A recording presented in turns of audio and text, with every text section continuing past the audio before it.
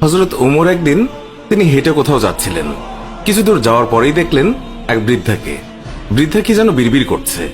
হযরত ওমর তার কাছে গেলেন, তার খোঁজ খবর নিলেন, জিজ্ঞাসা করলেন, আচ্ছা বুড়িমা, খলিফা ওমর সম্পর্কে তোমার ধারণা কি? বুড়ি হযরত ওমরকে আগে কখনো দেখেনি, তাই তাকে সে চিনতে পারেনি। বুড়ি হযরত ওমরের কথা শুনে কিছুটা বিরক্ত হলো, বলল, ওমর টোমর দিয়ে আমি কি করব? আমার কি এমন ঠেকা পড়লো যে আমার তার খবর নিতে হবে? নিজের চিন্তায় বাঁচি না। বুড়ির কথাই ছিল রাগ আর অসন্তোষের ছাপ। হযরত ওমর আবার তাকে জিজ্ঞাসা করলেন, বুড়িমা, ওমরের উপর তোমার এত রাগ কেন? বুড়ি চেঁচিয়ে জবাব দেয়, রাগ হবে না কেন? এই যে সে খলিফা হয়েছে, তো আমায় কি একটা পয়সাও দিয়েছে? নাকি কোনোদিন আমার খোঁজ খবর নিয়েছে যে আমি কি হালতে আছি? ও মানুষ না। হযরত ওমর বুড়ির কথা শুনে বড়ই চিন্তিত হলেন। ঠিকই তো, আমি তো তার তেমন খোঁজ খবর নিতে পারিনি।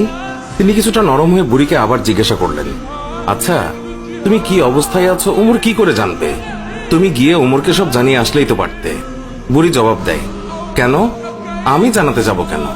ওমরই তো আমিরুল মুমিনিন, সেই তো সবার খোঁজ খবর নেবে, আর এই জন্যই রাষ্ট্রের দায়িত্ব গ্রহণ করেছে। রুক্ষ ভাষায় বৃদ্ধা জবাব দিল।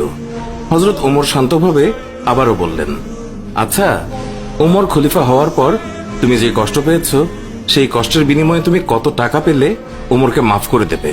বৃদ্ধার সাথে এইসব কথা চলছে। এমন সময় হযরত আলী এবং আব্দুল্লাহ ইবনে মাসউদ রাদিয়াল্লাহু তাআলা আনহু তারা এসে হাজির হলেন। তারা হয়তো কোথাও যাচ্ছিলেন। এসে সালাম দিলেন, আসসালামু আলাইকুম ইয়া আমিরুল মুমিনিন। আগন্তুক দুই ব্যক্তির মুখে আমিরুল মুমিনিন শব্দ শুনে বৃদ্ধা তাজ্জব হয়ে গেল। সে ভয়ে কাঁপতে লাগলো আর ভাবতে লাগলো যে ওমরের সামনে তাকে এত গালমন্দ করেছে। দারুণ অনুতপ্ত হলো বুড়ি। হযরত ওমর বৃদ্ধাকে সান্ত্বনা দিলেন আর বৃদ্ধার হাতে 25টি স্বর্ণ মুদ্রা দিয়ে বললেন, বুড়িমা, তুমি এই চামড়ায় লিখে দাও যে কিয়ামতের দিন ওমরের কাছে আমার কোনো দাবি নেই। বৃদ্ধা তখন তাই করল। চামড়ার উপরে তা লিখে দিল বৃদ্ধা, আর হযরত আলী রাদিয়াল্লাহু তাআলা আনহু সাক্ষী হিসেবে তার উপরে দস্তখত করলেন।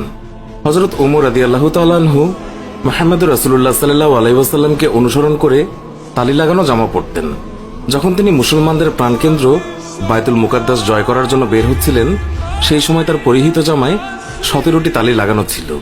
যখন তিনি তালিযুক্ত জামা পরিহিত অবস্থায় জেরুজালেমের উদ্দেশ্যে রওনা হয়েছিলেন, সাহাবাদের মধ্যে থেকে কেউ একজন হযরত আলী রাদিয়াল্লাহু তাআলা আনহুকে বললেন, ইয়া আলী, হযরত ওমর রাদিয়াল্লাহু তাআলা আনহুকে বলুন অন্তত আজকের দিনে তালিযুক্ত কাপড় খুলে একটু ভালো কাপড় পরিধান করার জন্য, কারণ তিনি ইহুদি খ্রিস্টানদের দেশে যাচ্ছেন।